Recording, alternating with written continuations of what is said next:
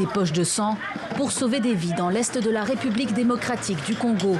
Sous ces tentes, installées à la hâte devant l'entrée du palais du peuple à Kinshasa, des dizaines de personnes ont répondu à l'appel des autorités et attendent d'être installées pour un prélèvement.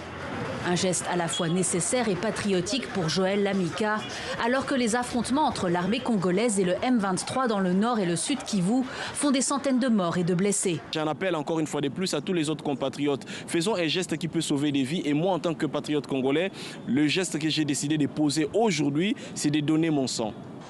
Ouvert le 30 janvier, ce centre enregistre près de 500 donateurs quotidiens.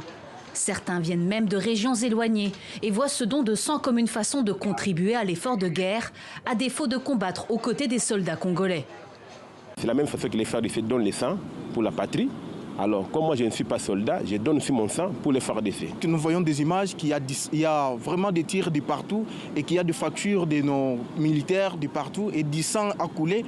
Nous sommes sentis obligés de venir pour donner du sang pour sauver nos militaires. Et pour cette occasion, les autorités ont mobilisé plusieurs personnalités, comme l'épouse du président, Denise Nyankeru, qui s'est rendue au centre dès le jour de son ouverture pour attirer l'attention sur l'urgence de la situation.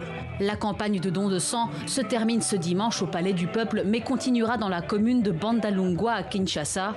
Les autorités devront ensuite acheminer au plus vite les poches de sang dans l'est du pays pour venir en aide aux civils et aux soldats blessés. Une opération périlleuse en raison des affrontements qui ont lieu le long de plusieurs routes cruciales et souvent mal entretenues.